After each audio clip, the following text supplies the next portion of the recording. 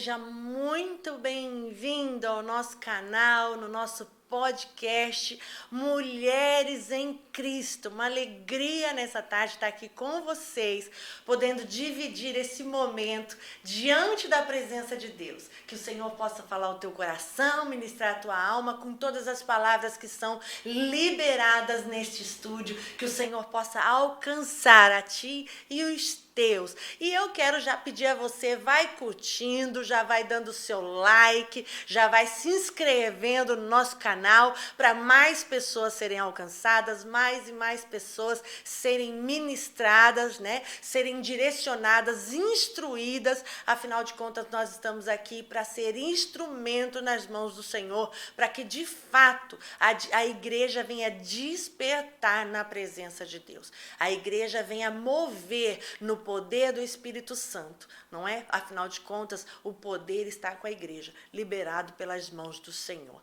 E hoje eu estou com uma figura muito especial aqui comigo, uma querida, uma amiga, uma irmã em Cristo, uma pessoa que a gente tem convivido mais próxima, né? Tem aumentado aí uma proximidade gostosa, e parece que quando a gente está em Cristo, o negócio é muito mais gostoso, porque quanto mais a gente conhece, mais a gente se aproxima, mais a gente se apaixona. Já percebeu isso? Tem pessoas que você conhece e acaba se decepcionando um pouquinho, se frustrando, mas quando estamos na mesma visão, na mesma comunhão, a tendência é crescer, é florescer e multiplicar. É coisa linda demais. Quero louvar a Deus por essa bênção que está aqui conosco hoje, que vinda da parte do Senhor, que está levando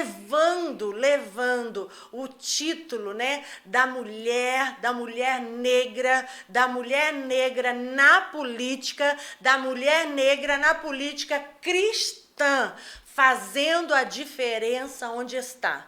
Fazendo a diferença, mas fazendo a diferença com peso, trazendo novidade de vida mesmo, trazendo despertamento, um ajuntamento de mulheres que estavam adormecidas, e através dela muitas estão sendo ministradas, estão sendo alcançadas, porque muitas vezes a Bíblia diz isso, nós perecemos por falta de conhecimento. Então, quando você tem oportunidade de conhecer, você pode explorar, se profissionalizar e se aprofundar, e aí sim florescer no seu meio de convívio. E ela está aqui comigo, já fez parte, aí já fez estágio na Polícia Federal, é vereadora e hoje está, já foi chefe de gabinete, né, ali no Diniz, e agora está como secretária ali no gabinete, na Secretaria de Políticas para a Mulher, com o nosso governador Tarcísio de Freitas. Coisa linda demais, meu coração se alegra em receber aqui, é um prazer estar com você hoje aqui. Seja muito bem-vinda,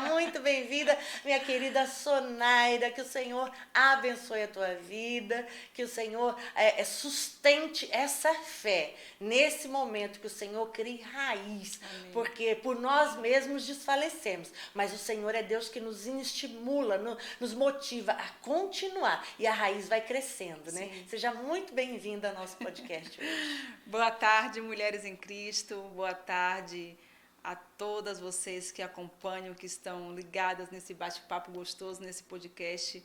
A Bispa Cristina é uma amada de todas nós, né? A Bispa que tem esse dom de nos abraçar, de nos acolher, junto com todo o ministério, junto com seu esposo, o querido apóstolo Rodrigo Salgado.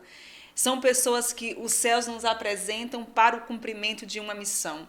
E parece que quando nós estamos envolvidas com pessoas que entendem o reino na missão aqui na terra, parece que o fardo fica um pouco mais leve. E no nosso rápido bate-papo, antes de chegar aqui nesse podcast, que a gente foi conversando, tentando esclarecer as coisas, parece que já dá um alívio, né, na carga que a gente carrega. Então, muito obrigada por este espaço. Glória a Deus pela sua vida, pela mulher que você é, mulher valente, corajosa, que vai lá, que ora. Então, Muito obrigada. Que Deus continue te abençoando e te conservando essa bênção. Glória a Deus, glória a Deus. A nossa valentia é no joelho, mas essa mulher aqui encara gente grande.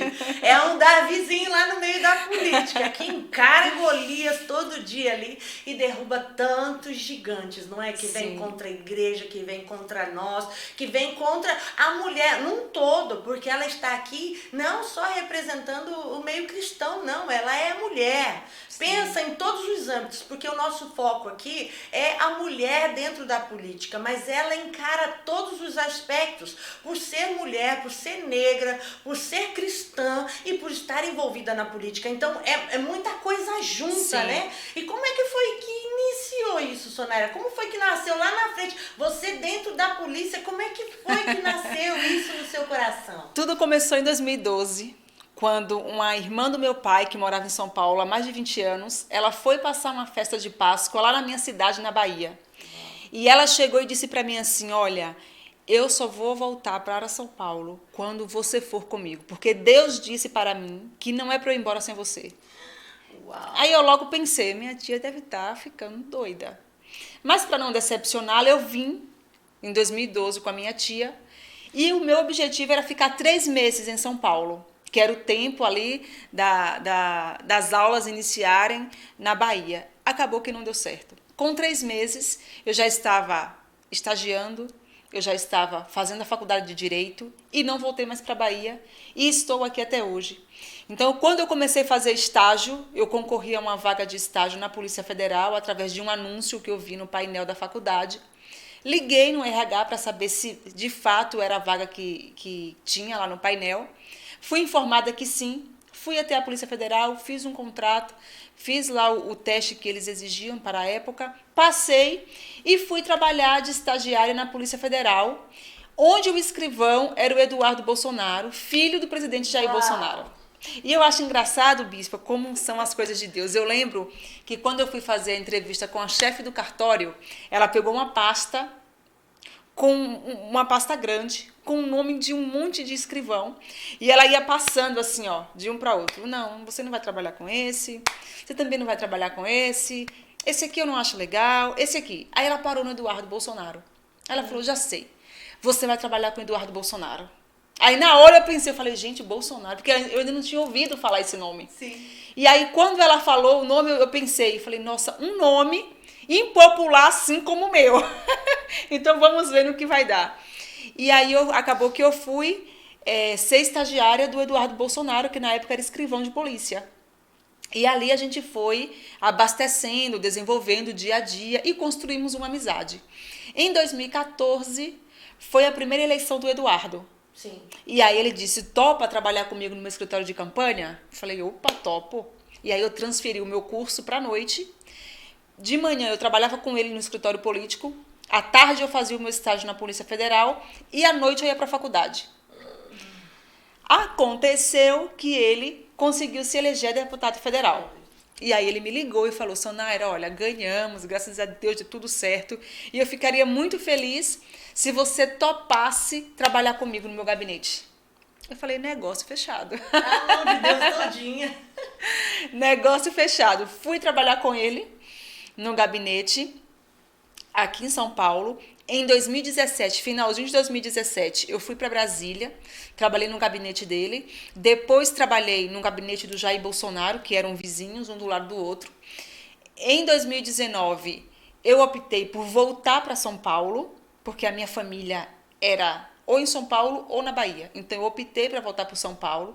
Fui trabalhar no gabinete como chefe de gabinete do deputado estadual Gil Diniz.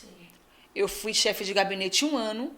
E em 2020, o Eduardo Bolsonaro me lançou candidata a vereadora. Nós conseguimos, graças a Deus. E é engraçado, né? Eu sempre coloco Deus em tudo, porque Ele é a razão de tudo. Eu lembro que eu estava em um culto, e aí, né, assim, a gente sentia muito a presença de Deus, era um negócio assim, sobrenatural. E aí eu lembro que Deus, usando uma irmã, Deus falou assim para mim, olha, você vai receber um convite. E quando você receber esse convite, você não recusa, porque é eu que estou mandando para você. Passou o tempo, passou os dias. E aí, quando o Eduardo veio, né, com essa... Falou, Sanara, você é minha candidata aqui em São Paulo. Eu falei, não, eu não, de jeito nenhum. Procure outra pessoa. Não, você está ficando doida. Ele falou, não, minha candidata é você. Eu vou votar em você. Aí eu recusei eu falei, não é isso. E aí eu saí para almoçar. Quando eu saí do prédio e coloquei os meus pés na calçada, o Espírito Santo me trouxe à memória o que tinha acontecido naquele culto. Meu coração acelerou. Sabe quando o coração bate forte assim? Eu falei, Jesus amado, mas vamos deixar para ver se é isso. Eu acho que é coisa da minha cabeça. E aconteceu. Né? Deus cumpriu a sua promessa. Nós começamos a fazer, decidimos de fato sobre a minha candidatura uns 3 meses antes.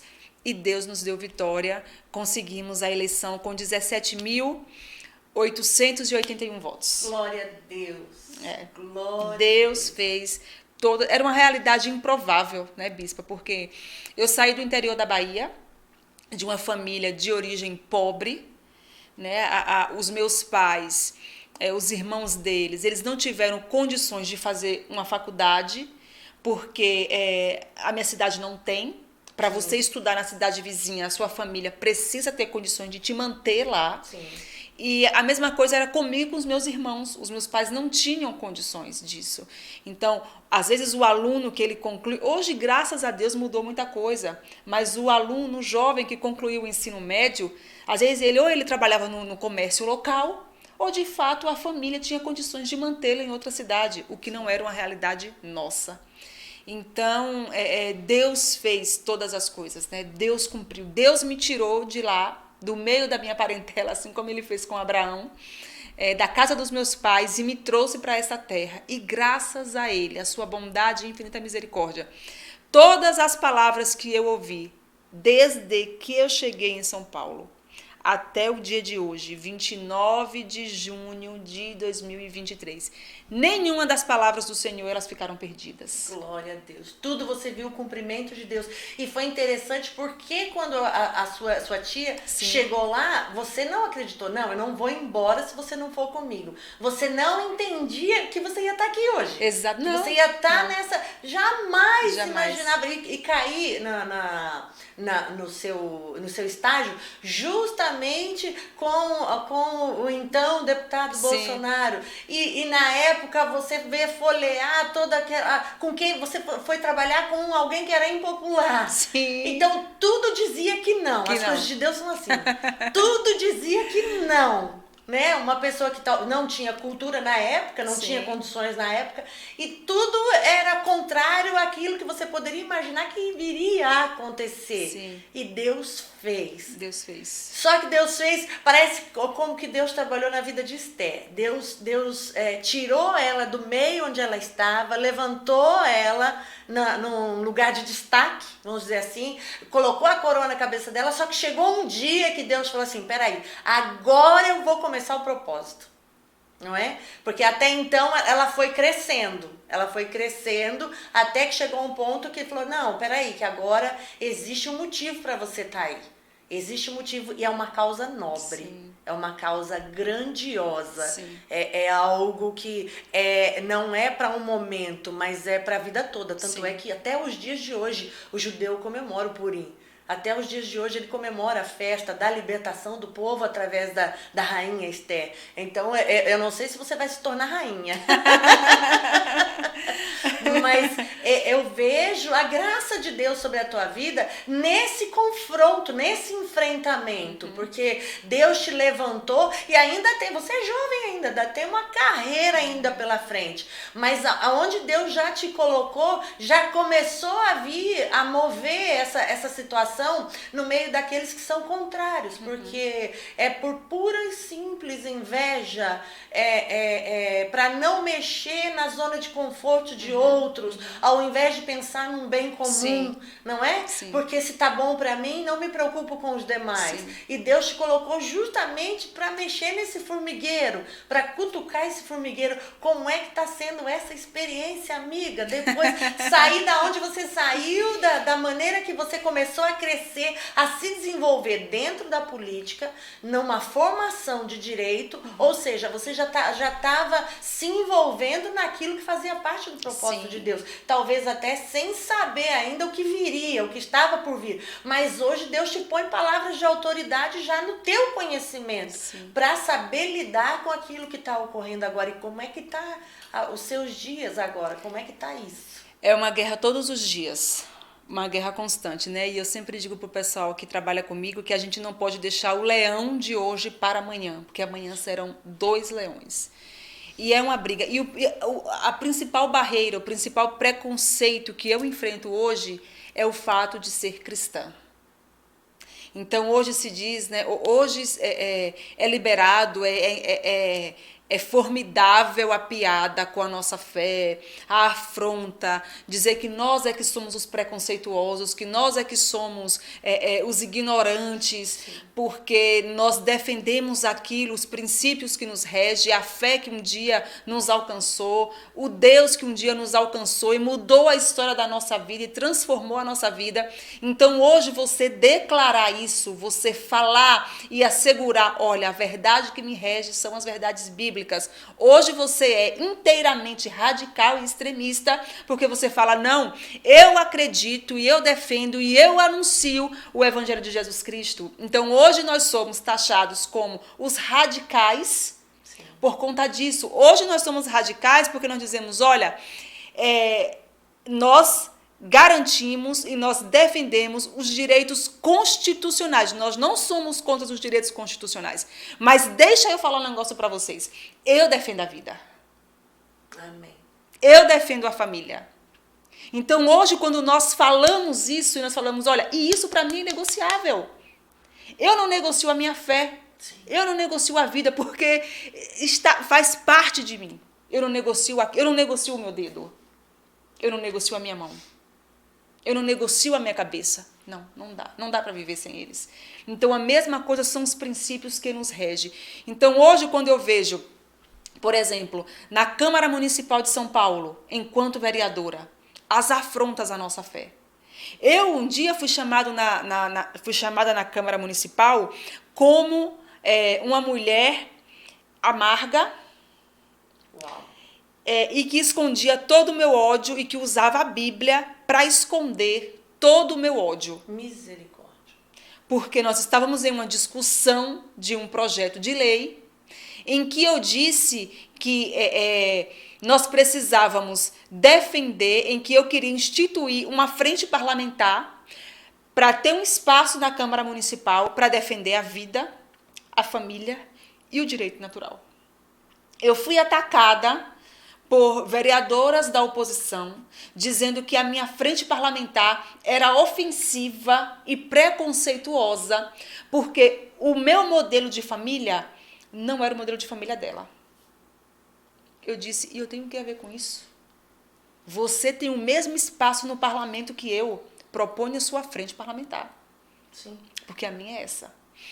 E aí ela chegou para o presidente da Câmara e falou assim, não bote em votação.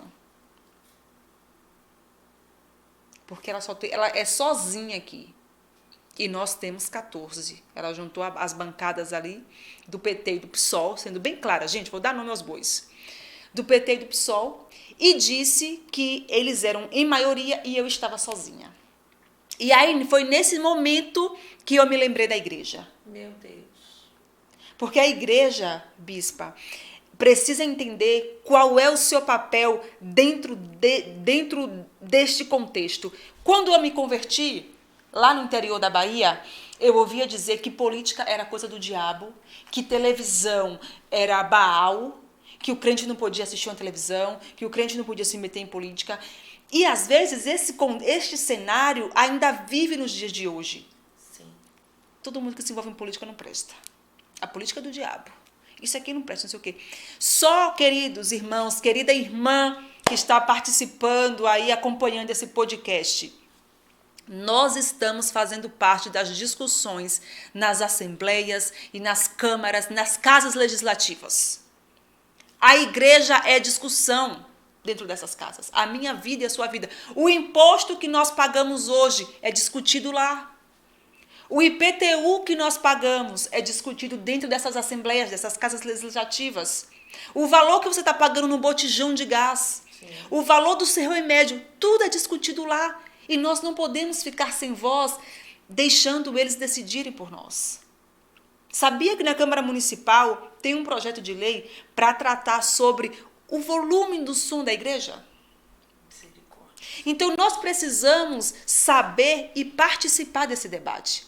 A igreja precisa saber em quem está votando. Porque tem muita gente, bispa, que se elege com a pauta da igreja. Chega 4 anos, ano de eleição, tira do bolso a pauta e fala, opa, agora é tempo de começar as visitas aqui na igreja. Exatamente. Aí vira o defensor da família, vira o defensor da vida, vira uma pessoa contra a ideologia de gênero, vira a pessoa que é contra, enfim, tudo que vai contra a nossa fé.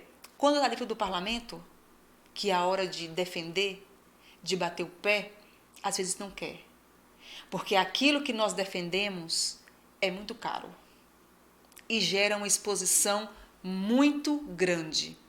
Como pode aquilo que é de graça se torna caro? Caro. Se torna inacessível. Isso é muito forte. Isso é muito forte, isso que a senhora falou.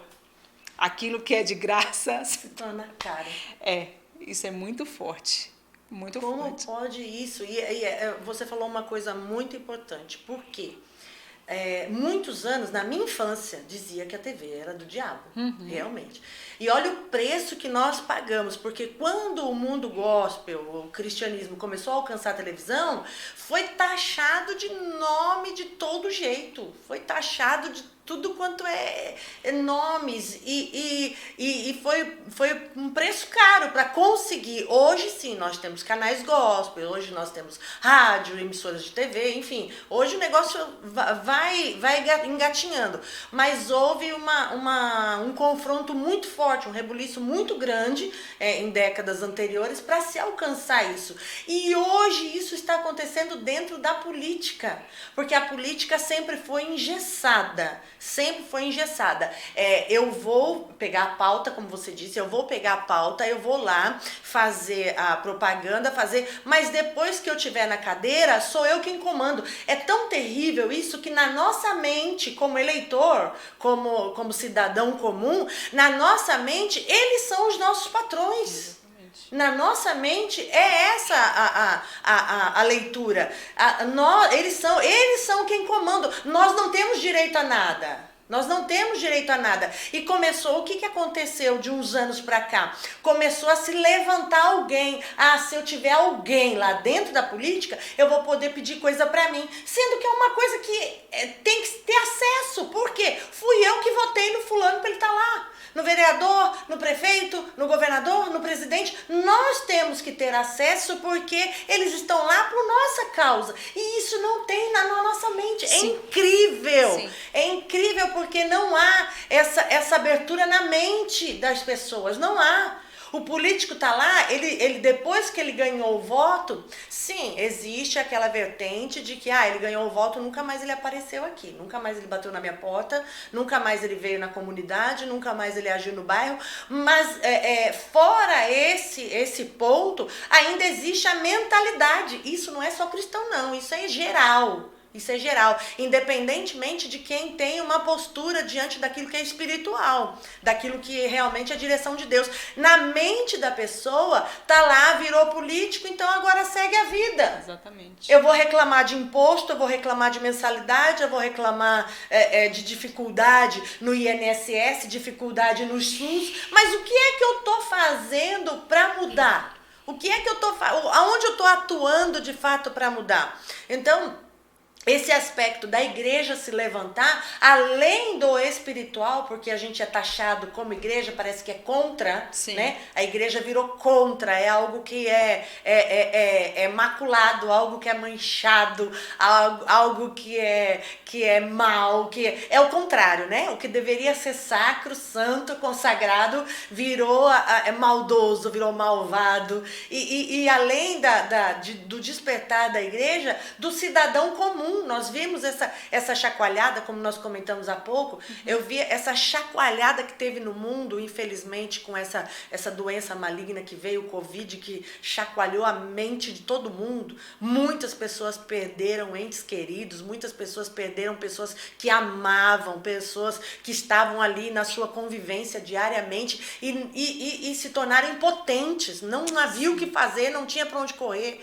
E depois disso, já mais apaziguado, nós, como eu estou dizendo aqui, o povo brasileiro, começamos a despertar de fato para o que vai além. Bom, se nós passamos por esse momento de dificuldade trágico, vamos então trazer melhorias. Dentro do SUS, dentro do INSS, dentro da nossa cultura, de fato, para não ficarmos mais sentados esperando acontecer, mas que nós possamos planejar antes, traçar novas linhas. E aí a gente já prepara, né, procura alcançar pessoas que têm o mesmo ideal. Quando chega na hora de pôr, de fato, que é o voto, né, o meio da gente pôr isso em prática, eu volto atrás. Eu vou lá no pensamento antigo, dizendo, vai esse aqui mesmo, porque ele é mais legal, e vamos ver o que vai dar. E aí, quando chega lá na frente,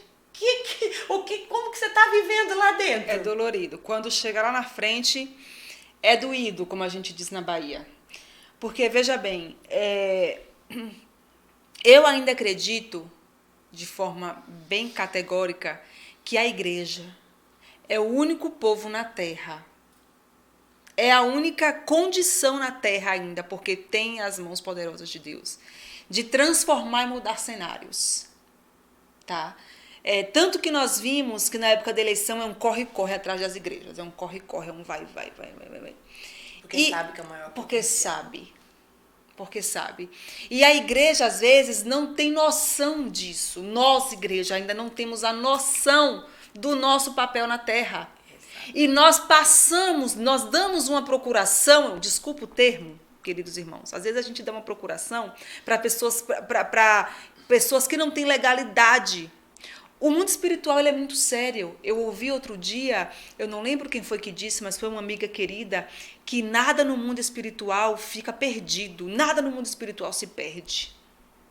Então nós precisamos ter muita atenção, qual é a legalidade que nós estamos dando ao mundo espiritual a respeito daquilo que nos rodeia, daquilo que nós planejamos, aquilo que nós queremos para o nosso país, para a nossa casa, para os nossos filhos, para o nosso esposo, para a nossa igreja. Porque às vezes a gente fica chateado com as nossas lideranças, com as pessoas que Deus colocou para cuidar de nós, por conta de um posicionamento que às vezes nós não temos a visão espiritual para discernir o que está acontecendo. Exatamente. E a gente não aceita ser direcionado. Porque, veja bem, eu fico pensando, bispa, se fosse a igreja de hoje, no tempo de Jesus, em que José de Arimateia foi requisitar o corpo dele. Porque José de Arimateia era político. Sim. Qual seria a nossa reação, a nossa condição de hoje, enquanto igreja? Moisés, melhor dizendo, foi um legislador. Quem levantou? Deus. Davi foi rei. Quem fez Davi rei? Deus. Deus resgatou José da inveja dos seus irmãos, de uma condição de morte, de uma condição de esquecimento. Tinha tudo para dar errado na vida de José. De um falso, de uma prisão, de uma acusação de adultério com a mulher do seu senhor. José foi jogado na prisão e Deus, unicamente Deus, fez José rei. Eu digo, está faltando o quê para nós, enquanto igreja, entendermos o nosso papel na sociedade? A bispa falou muito bem, Esté, ela convocou o povo, olha só, ela poderia dizer, opa, eu estou no palácio. Tirar o corpo fora. Opa, eu estou no palácio, não preciso disso. Ou pode deixar que o negócio está comigo, eu vou lá e resolvo. Ela disse, opa, não. A dimensão aqui é outra coisa. É bem maior do que eu. Não posso, mas tem um povo. Olha que coisa bonita, né? Tem um povo que, se eu for, eu tenho certeza que o nosso Deus vai fazer algo por nós. E ela convocou o povo. Então, eu acho que hoje o que falta é exatamente isso. É o povo entender o chamado, né? Entender o nosso tempo, entender o que é que os céus estão nos dizendo. Eu acredito que seja isso, porque é muita batalha. Você tocou num ponto muito forte que eu me lembrei agora de Davi. Como foi que veio a existência de Jerusalém, que a gente tem hoje como Terra Santa? Faz parte da promessa de Deus. Como que surgiu Jerusalém? Surgiu debaixo de muita guerra, debaixo de muito confronto. Davi assumiu uma postura que ninguém queria. Davi assumiu uma posição que ninguém queria. Fugiram. Tanto é que no dia que ele assumiu o enfrentamento com Golias, todo mundo se escondeu. Aqueles que estavam preparados fugiram. E ele esteve ali, ele falou, não é por mim, não é comigo, não sou eu, mas eu vou em nome do Senhor. E então Deus fez prevalecer. Cadê a igreja hoje para fazer prevalecer, para a gente conquistar Jerusalém? Eu digo isso de forma nacional. O nosso Brasil é a melhor terra, uma terra frutífera, uma terra boa, uma terra que tem luz, tem sol, tem cultivo, tem a fauna, a flora. Ela é observada pelo mundo inteiro, ela é admirada pelo mundo inteiro. E cadê o nosso Davi? Cadê o nosso Davi? Porque Davi, ele carregou muito sangue nas mãos, assim diz o Senhor. Mas ele foi segundo o coração de Deus. Foi segundo o coração de Deus. Tudo ele consultava a Deus, ainda que fosse para guerrear, ainda que fosse para lutar, para entrar e sair. Ele chamava o Espírito de Deus para estar com ele. Ele chamava o Senhor para conduzir naquilo que era a vontade de Deus e não vontade dele. Não desejo do seu coração, mas sim desejo do coração de Deus. E eu tenho certeza que você está numa posição ali agora porque está no coração de Deus, está no desejo do coração de Deus. Ainda que apareça pouca força, porque a gente conta a minoria, com certeza. Na guerra de hoje, a gente conta a minoria, porque se perdeu o valor da conquista da terra. Se perdeu o valor da conquista da família, do todo ali, do nosso povo. Não existe mais nosso povo. Estamos como se fosse Ló dentro de Sodoma. Não, o único que é diferente é Ló. Então ele tem que entrar no nosso meio e tem que ser igual a gente. Só que não é isso que Deus quer e a gente está demorando a despertar para entender que Deus quer mudar, porque Deus nos trouxe esperança. Eu costumo sempre dizer nas ministrações, eu falo, se está respirando é porque Deus tem obra ainda. Deus não perde tempo com ninguém. Porque tropicou ali, perdeu a vida, Deus tirou o fôlego de vida, acabou. Se ainda está respirando, tá panca rota ali, tá indo que vai, empurrando com a barriga. Mas se está respirando, Deus tem obra para fazer. Então eu creio, eu oro, eu não estou lá junto com você. Eu não estou lá junto com você, mas creia que está nas nossas orações. Amém. Porque Deus chamou cada um para o seu espaço. Como Daniel foi chamado e se envolveu intimamente na política. Intimamente na política. Tanto é que ele provocou inveja no meio dos seus. Não é? É o que nós estamos vivendo hoje aqui.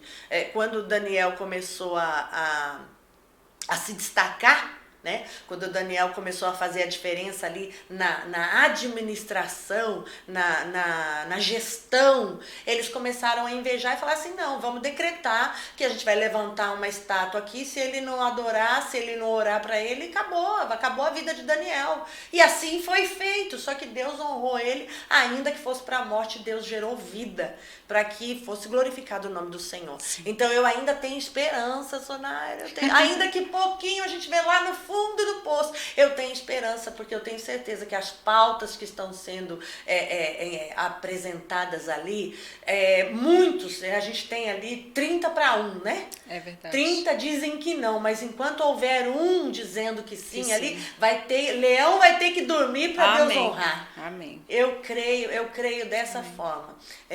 Quero dizer que nós estamos orando, apresentando a tua vida em oração ali, e eu creio que o Senhor fará grandes coisas ainda na nossa política. Tem coisa para acontecer. Nós sabemos que é bíblico que as coisas vão se estreitar, né? Que vão se apertar. É cumprimento da palavra de Deus. Sim. Mas ainda nós temos esperança, como um bom brasileiro que somos, né? O brasileiro, tem uma coisa boa no brasileiro, é que é esperançoso, é criativo, sempre não desanima, não esmurece, ainda que já tenha a sentença decretada ali, né? Em falar em sentença, nós temos visto aí muitas sentenças, não é? E como é que você está enfrentando isso lá, minha amiga? Como é que está lá no meio deles? Veio uma oração no meu coração, que é a oração de Abacuque. E às vezes a gente faz a oração de Abacuque e fala, meu Deus, não tem fruto. Mas a gente continua crendo. Olha, o rebanho inteiro já sumiu tudo. A gente continua crendo. Crendo no Deus que pode movimentar, que pode fazer, que pode. Eu vim aqui para o podcast ouvindo o louvor da Maria Marçal, né? Que tem um trechinho que diz que Deus vai fazer uma coisa nova, vai fazer a roda gigante, grande, passar dentro da pequena, alguma coisa assim. E eu disse, Deus, às vezes a gente precisa, às vezes essa palavra precisa saltar de dentro do nosso coração. Deus ainda faz nova todas as coisas. Ainda que todas as circunstâncias digam que não, Deus faz, Deus muda histórias. Parece que nós deixamos, e eu espero que nós não estejamos dentro desse deixamos, a igreja deixou de crer em muitas coisas, não é? A igreja deixou, ontem mesmo, o meu pai faz um tratamento de saúde aqui, e ontem foi o dia da consulta dele. E aí a médica nos deu uma boa notícia do avanço do tratamento dele, né? Que melhorou muito, muito, muito mesmo. O inchaço do corpo dele praticamente não existe mais. E aí eu fiquei refletindo no resultado, no parecer da médica. Eu falei, meu Deus, é isso. Deus ainda faz. Deus ainda liberta, Deus ainda restaura, Deus ainda cura. Deus ainda faz isso, Deus ainda faz milagres, maravilhas no nosso meio. E às vezes parece que nós, igreja, perdemos um pouco a direção dessas coisas por conta de tudo que nos rodeia.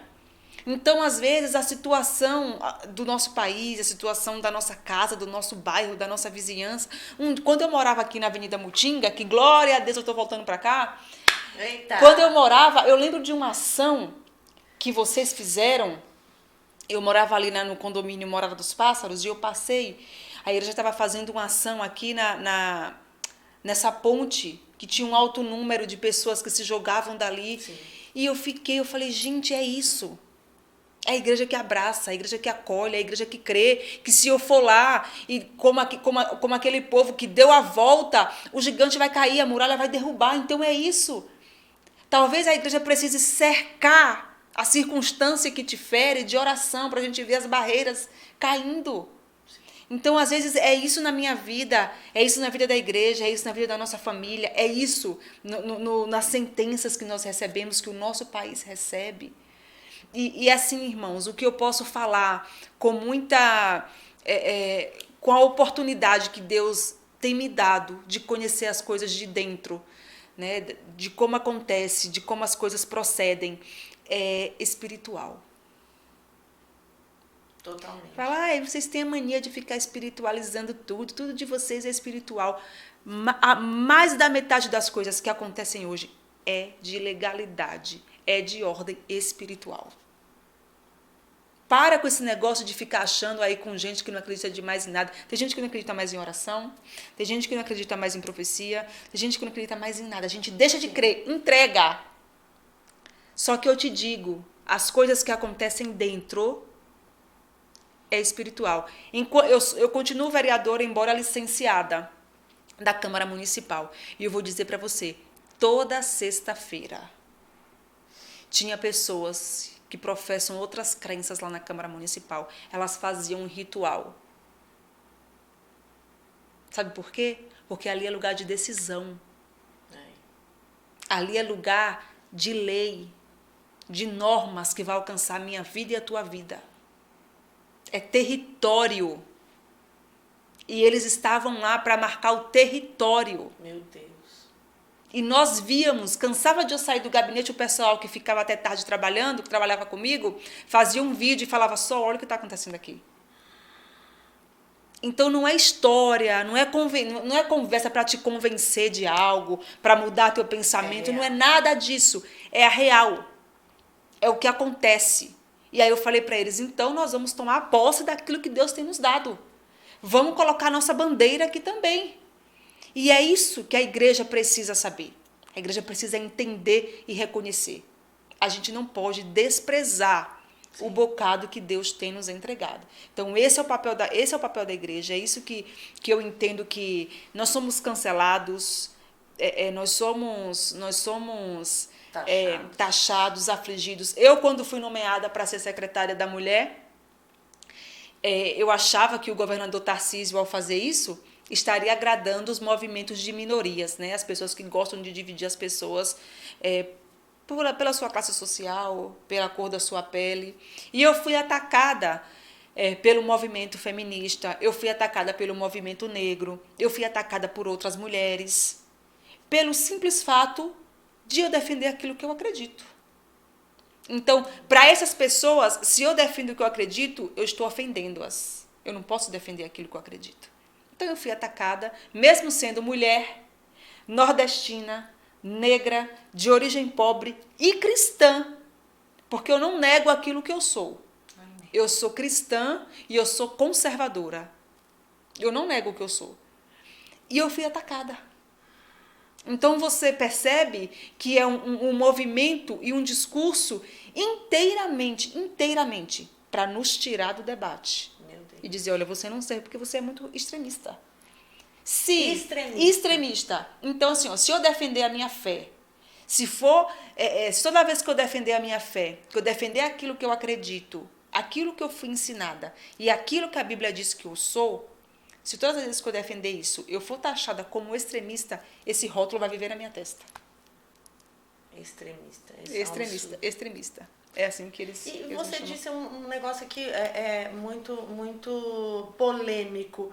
Como é esse movimento feminista? Porque até então a gente entende que movimento feminista é algo para valorização da mulher, é para nos levantar, é para nos fortalecer, por causa de inúmeras discriminações, enfim, ao longo dos anos, que a mulher sempre foi discriminada, sempre teve pouco espaço, enfim. E esse movimento surgiu para, de fato, dar valor, né, dar ênfase, mostrar a qualidade da mulher. Mas parece que virou outra coisa hoje em dia, não é isso? Eu digo que a mulher, ela pode, fora do contexto do seu lar, da sua casa, a mulher pode ter a sua profissão, e nós não falamos contra isso de maneira nenhuma. A mulher pode ser especialista, a mulher pode trabalhar fora, a mulher pode fazer o que ela quiser. Nós, mulheres, só não podemos perder de vista a nossa missão original, que é o nosso lar, sim, a nossa casa, a nossa família, os nossos filhos. Eu dizia ontem em um evento que nós fizemos em Sorocaba, que nós, enquanto mulheres, enquanto família, nós precisamos pensar qual é a geração que nós estamos entregando. O legado. Qual é o filho que eu estou formando? Qual é o filho que eu estou entregando para a igreja? Qual é o filho que eu estou entregando para o casamento?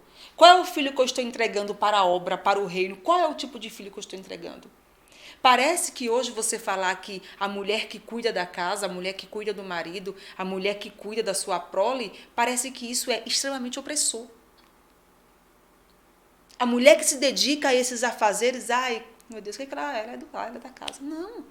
É o seu papel primordial, porque a professora, a médica, a advogada, todas essas pessoas, a mulher que cuida de moda, a mulher que faz uma maquiagem, a mulher que é cabeleireira, todas essas mulheres, elas precisaram primeiro da sua instituição primária. Sim. E a instituição primária é a família. É onde ele aprende valores, onde aprende princípios, onde aprende a diferença do bem e do mal.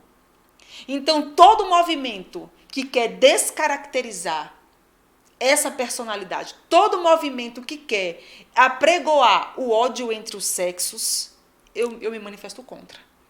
Agora, se o movimento for para defender os direitos das mulheres, né, a garantia dos seus direitos, eu sou a primeira a me alistar.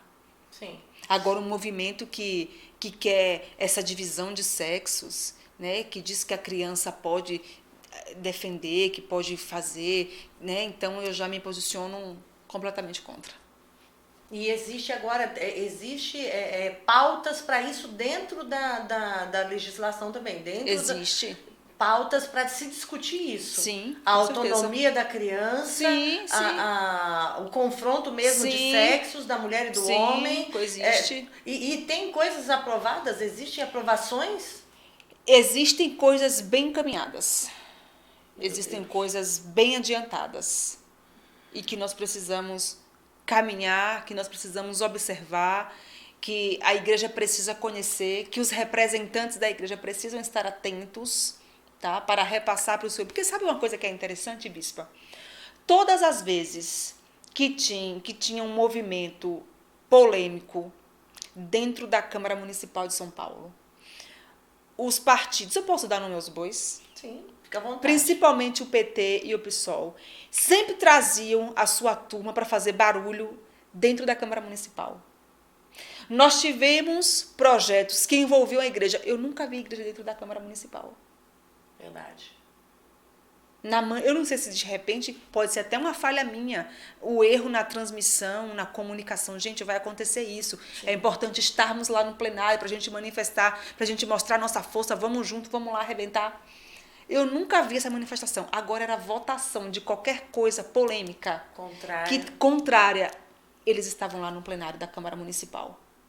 Estão juntos, gritando, fazendo balbúrdia, dizendo é isso aqui mesmo. Então, é esse tipo de consciência que nós precisamos estar.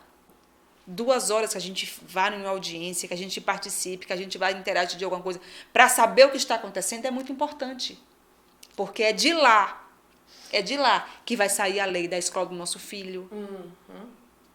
É de lá que vai sair a decisão do transporte público, da aposentadoria, da contribuição. É de lá que sai. Então, eu não posso odiar uma coisa que a minha vida, ainda que eu não goste, passa por lá. Sim. IPTU, por exemplo. Com certeza. Bate na nossa porta sem falta. Recibo, pagamento de água e luz. Nossa porta. Sem falta, bate lá. Então, a gente tem que saber o que é que está acontecendo. Acontece muito isso na nossa rotina dentro da igreja, porque nós atendemos muitas pessoas que estão ali sedentas de oração por causa da sua rotina, do seu desejo de alcance. Sim. E muitas vezes vem com documentação. Sim. Olha, ora por mim porque meu processo está lá no INSS, ora por mim porque eu preciso de algo que o SUS não quer cobrir, ora por mim porque... Mas quando você fala de política... Que absurdo! Eu não vou me envolver com isso. Eu não vou... Não, o meu candidato, ele é porque eu gosto dele, eu estou acostumada com ele. Então, não consegue juntar as coisas, não consegue juntar. Sempre tem a divisão. Não, a política é outro patamar, é outra... Só que não entende que o seu motivo de oração... O seu objeto de oração é exatamente a falta do conhecimento. Exatamente. Porque não precisaria estar passando por isso. Teve uma vez que eu vi esses programas de... eu não sei como fala, mas esses programas que dá casa, que constrói casa rápido e apresenta para a pessoa, faz aquele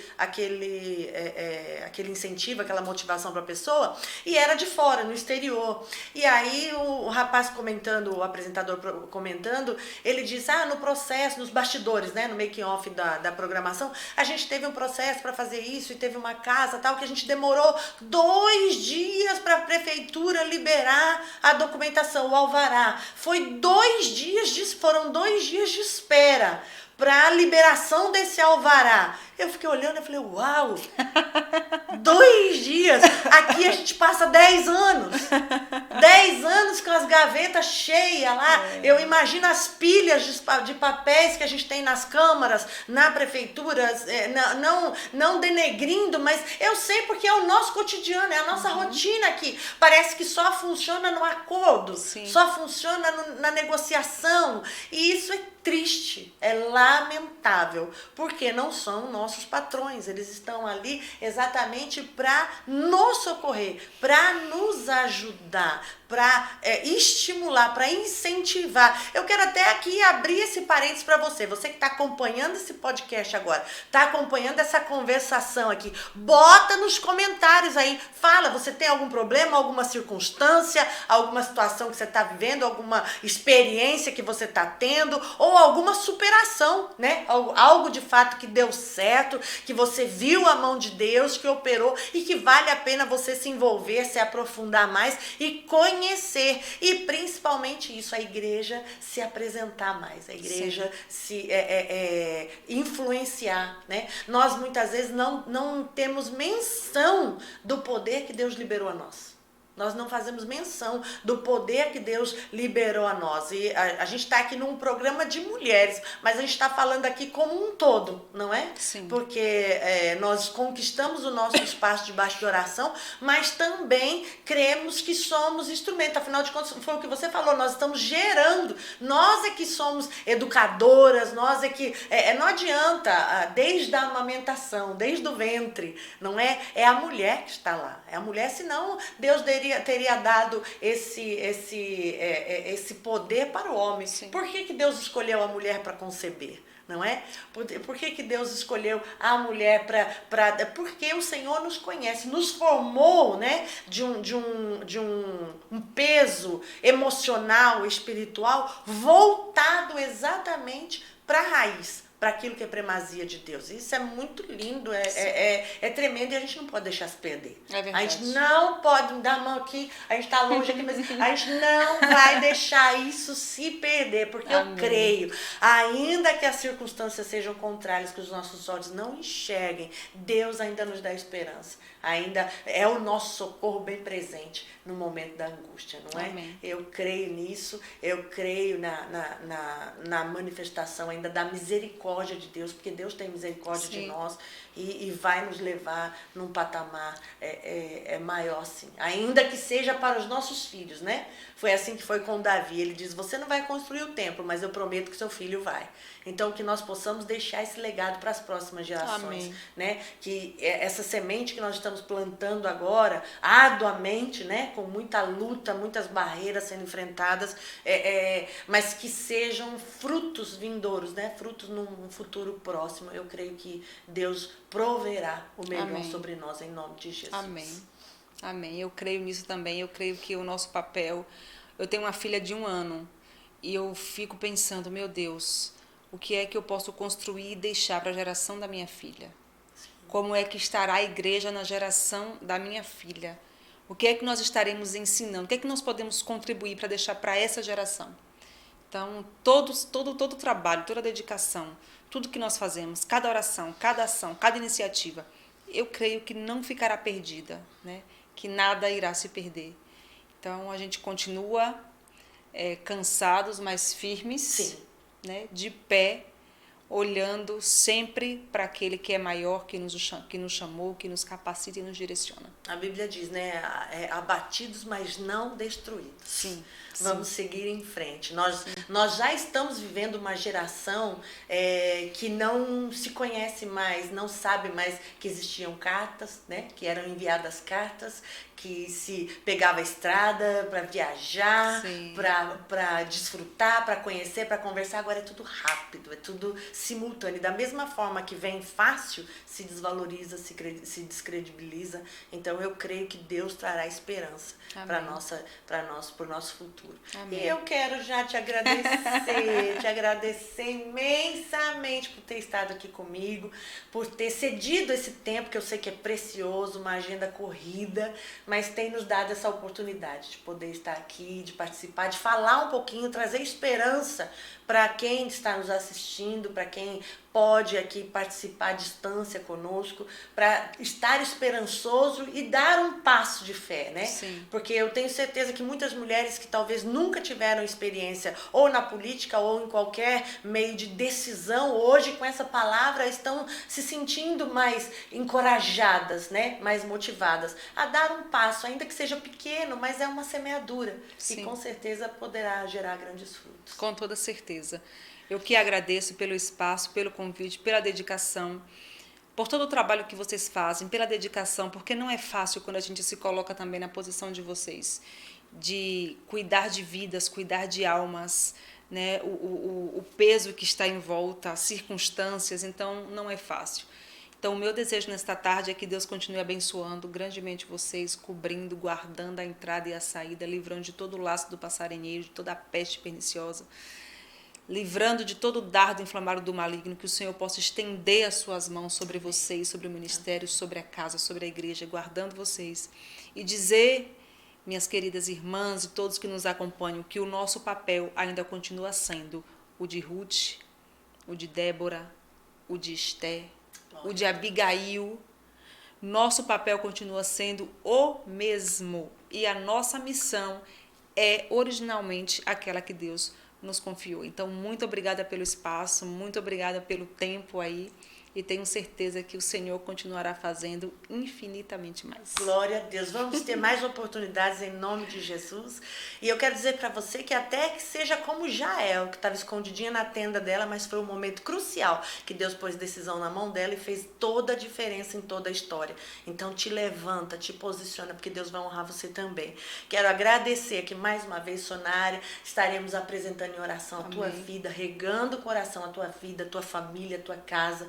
Conte conosco, ainda que à distância muitas vezes, por causa das agendas, da correria, mas Deus nos uniu num grande propósito. Amém. Eu creio que grande será a manifestação de Deus no decorrer desses dias. Eu não posso dizer no futuro, porque eu creio que vai ser logo. É no nosso presente. Sim. Deus haverá de trazer sinais, né, daquilo que faz parte do seu propósito. Que o Senhor abençoe grandemente, prospere toda a obra das suas mãos, amém, como fez com Ruth. Que o Senhor prospere a tua ida, a tua vinda, a tua entrada e a tua saída em todos os seus dias. Seja o Espírito de Deus derramado com grande graça sobre a tua história, em nome de Jesus. Amém. E você, compartilhe esse vídeo com todo mundo que você conhece e com quem você não conhece. Deixa Deus falar, deixa Deus multiplicar. Nos siga no Instagram, Bispa _Cristina Salgado, e também a Sonaira, é @Sonaira _SP. @Sonaira_SP. Nos siga no Instagram, participe conosco da nossa rotina, das novidades, de tudo que nós vamos apresentar aí, e que você possa também ser um instrumento de Deus, uma mulher ousada, corajosa, como Ruth, como Rebeca, como Sara, como Noemi. Deixa Deus te levantar, porque o Senhor ainda é fiel nas suas promessas. Um beijo no teu coração e até um próximo vídeo, se Deus quiser.